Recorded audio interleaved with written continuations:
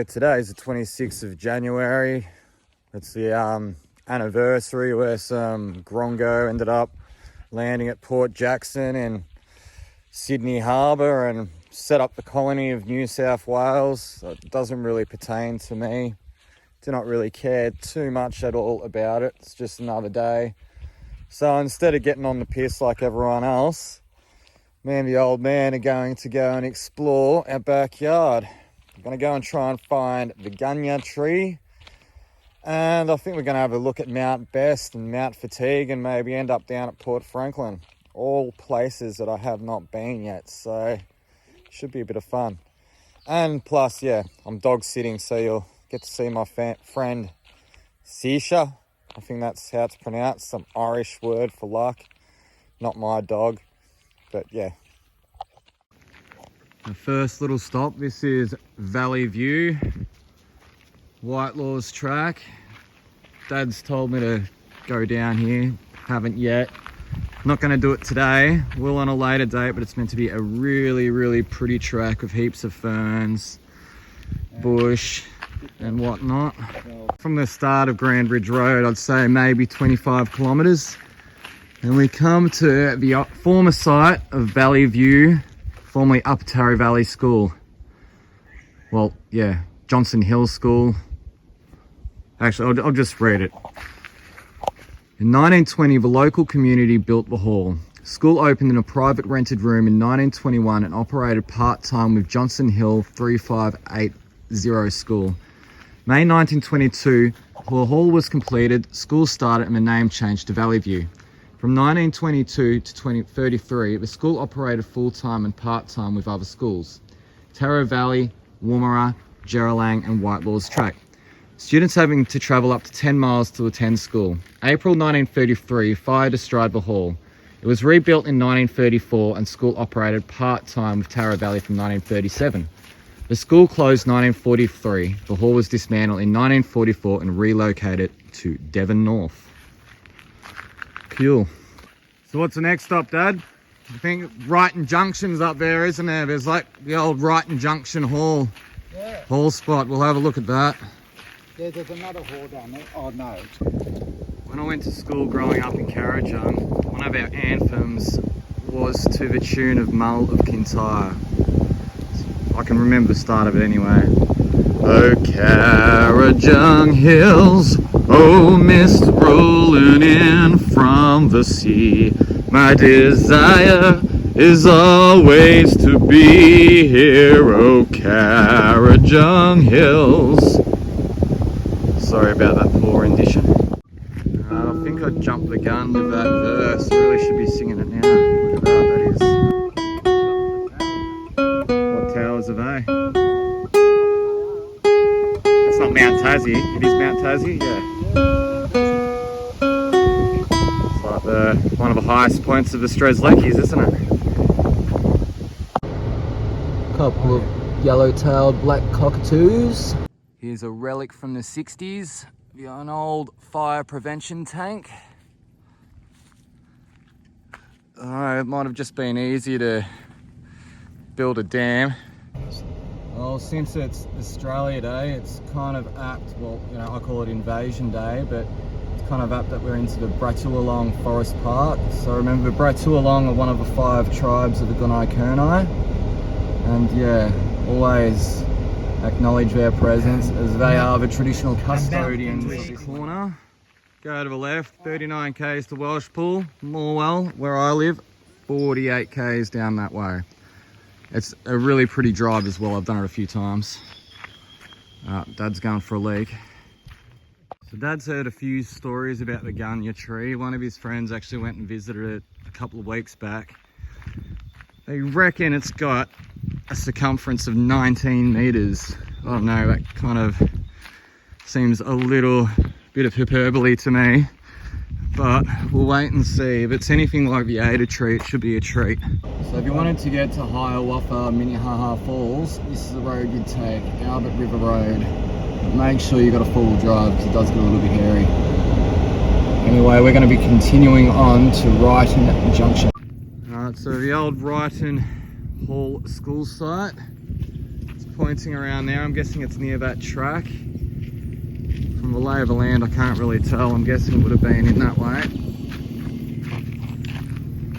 Anyway, the haul from 1908 to approximately 1985. That's when I was born. So the haul was still here when I was born. Wow. That's pretty crazy, isn't it?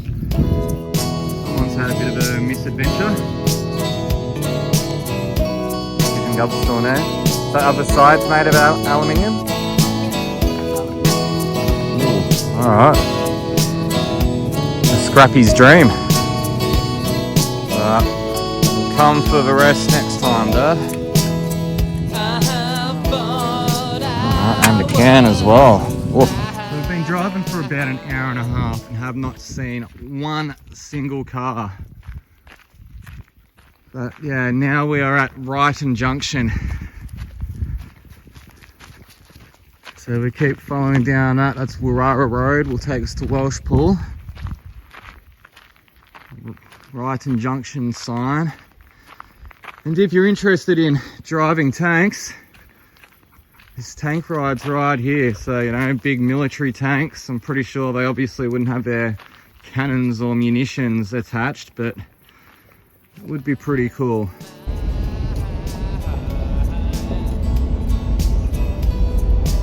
Move over Melbourne. This is the real Fern Tree Gully here.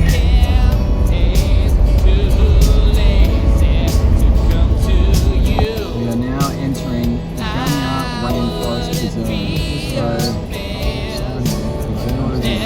So we're meant to be about 20 minutes away from the Gunyah tree. So where are we? Where are we, Dad? Gunyah. Yeah, Gunyah. Not Ganja. No, we're not in Ganja. Gunyah.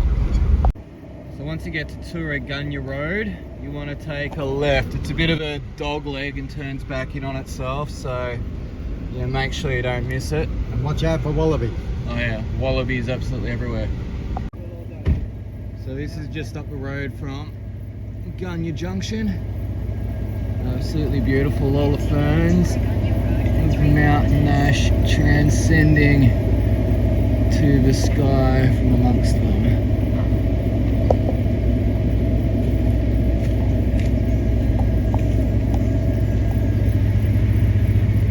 0.6 kilometers down Gunyah Road, and like I said, as you see, there's no signs whatsoever, but according to Google Maps, this is where we go.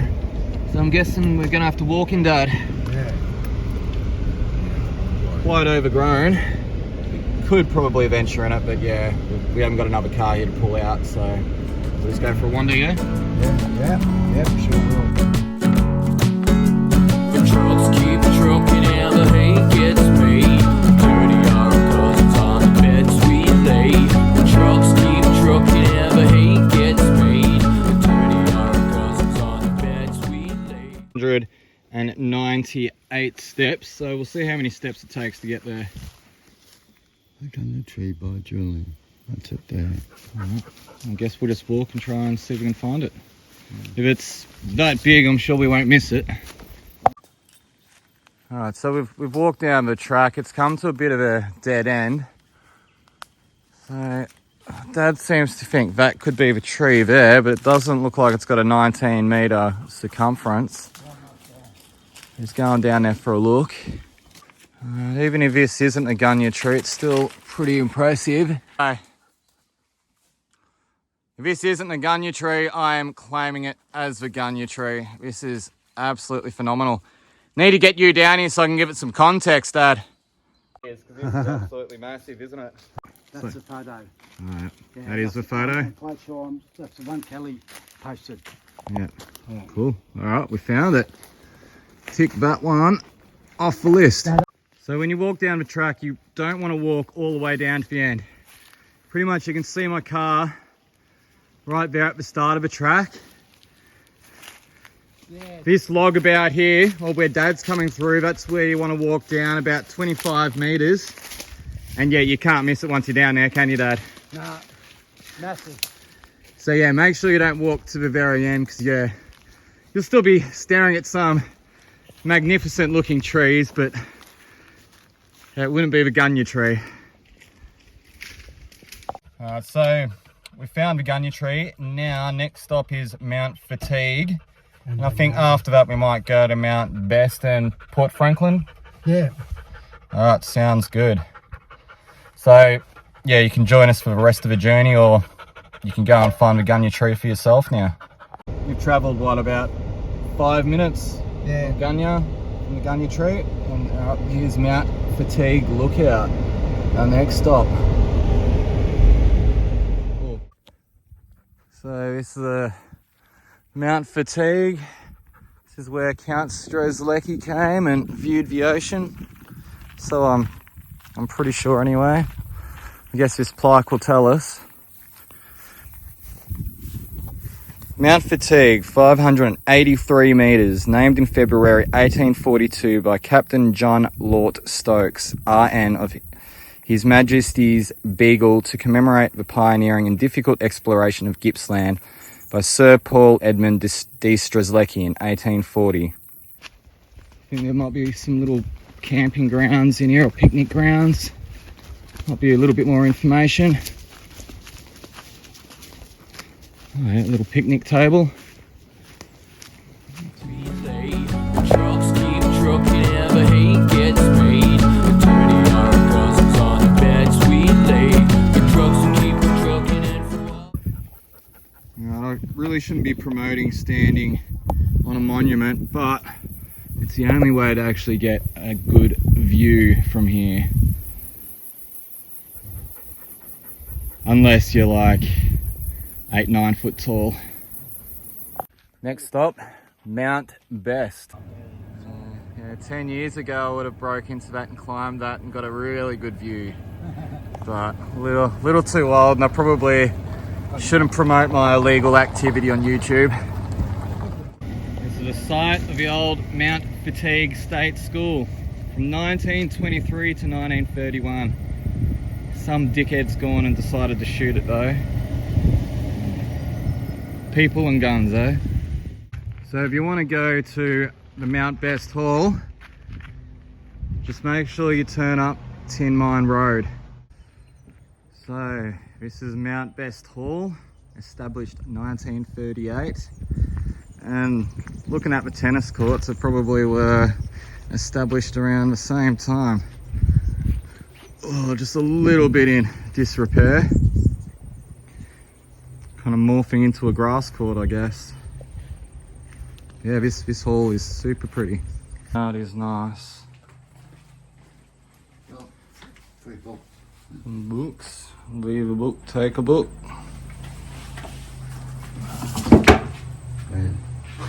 Look, where's Bin Laden? Where's Bin Laden? Here's the view from Mount Best. There's a little plaque as well, I'll quickly read out. To commemorate the bravery and courage of the pioneers of Mount Best during the bushfire of 23rd January 1906. The fires were lit to clear the dense timber and undergrowth that had devastating cost to lives in the community. The school, built in 1902, and the church were destroyed, along with many homes and livelihoods. Mr. Harry Vale, the Mount Best school teacher, along with help from his sons, Monty and Bert, and Mr. William Sandals and his son Rupert, sheltered 22 school children at the school. They survived by using wet bags and a blanket and moving from burning tree stumps to tree stumps for more than 4 hours. Mr. Vale received a certificate of merit for bravery. Mr. Tom Bill spent 4 hours on the roof of Mr. Gunn's house beating out the flames to save the home. Tom later walked through the fire and smoke to assist the Lonsdale family and found that 5 of their children had died. Another died later that night.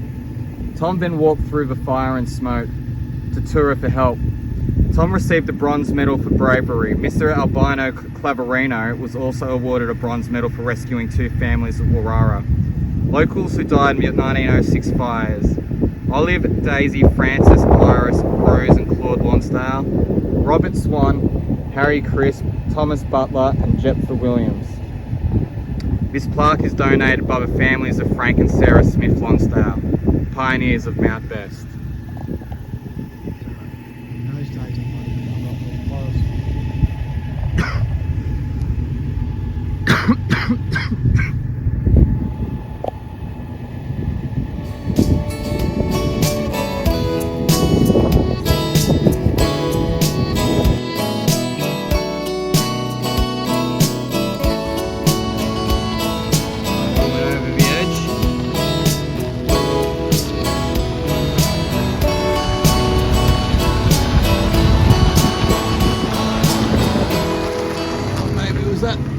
more than they were drinking. That's Toora Upper State School, 1882 to 1903, number 2549. Like Dad was pointing out, where's the driveway?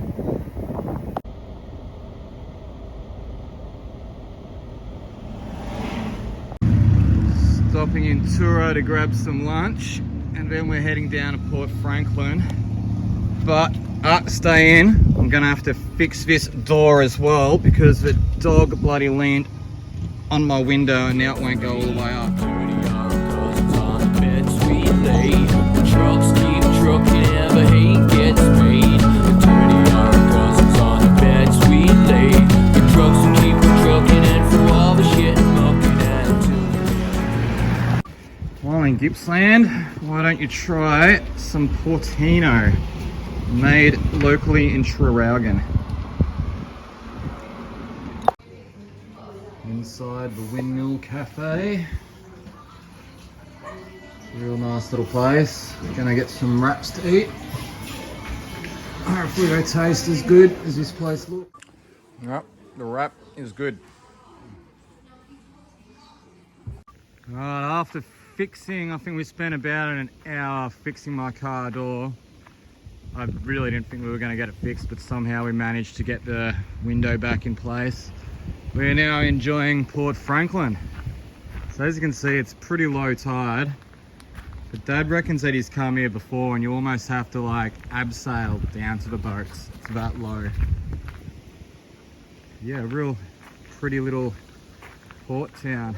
We're now at the Port Franklin boardwalk. This is going to be the last little part of our adventure. We would have had more time, except like I said, we had to fix the car window because, yeah, needed my aircon on because it's such a bloody hot day. No horses, no motorbikes, no fires, and no camping, but doesn't mention no dogs. Oh shit, it's tripping up. The Krabby Patties.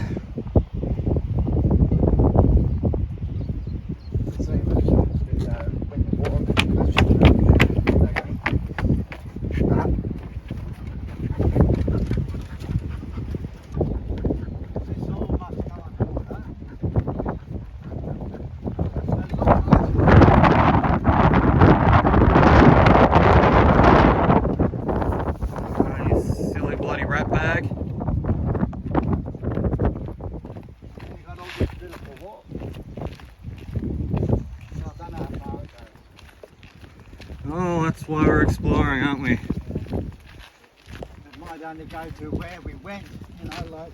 Around to the moorings? Yeah. Quite possibly. I'll have a look at that.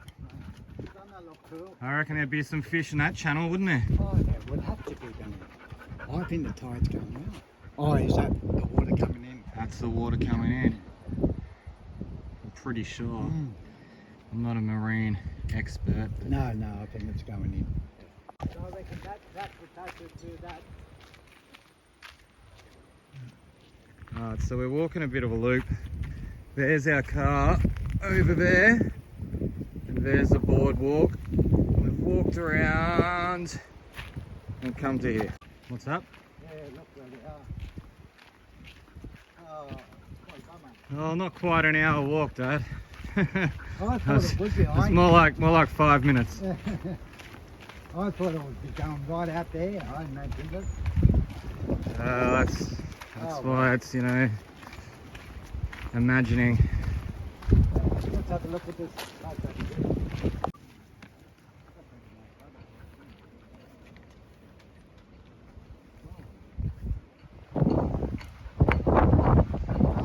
It's the only one that hasn't got a gate, isn't it?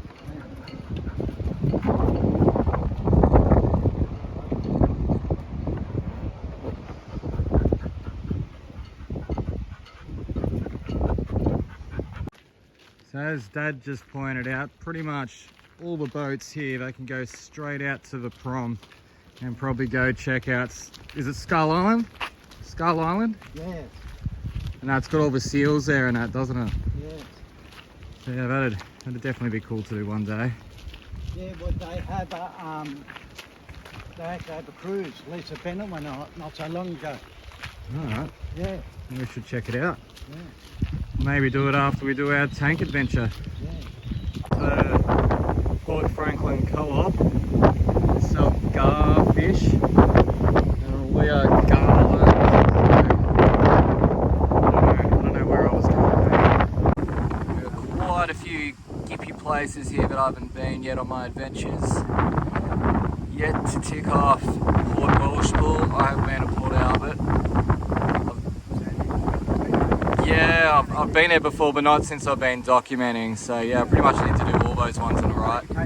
Haven't done a lot in South Gippsland yet. You'll be able to make this out.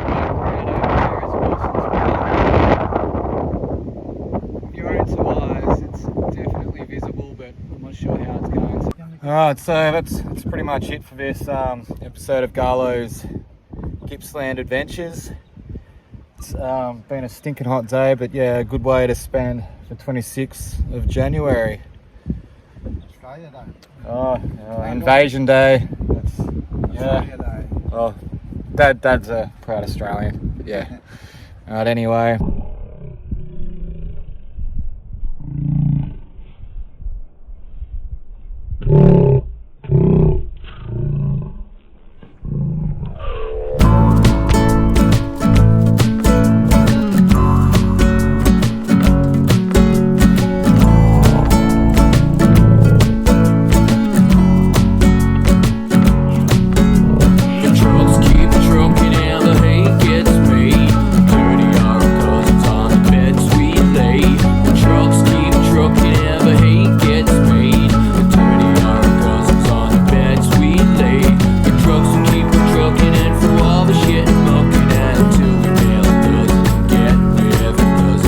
Trucks will keep trucking through all the shit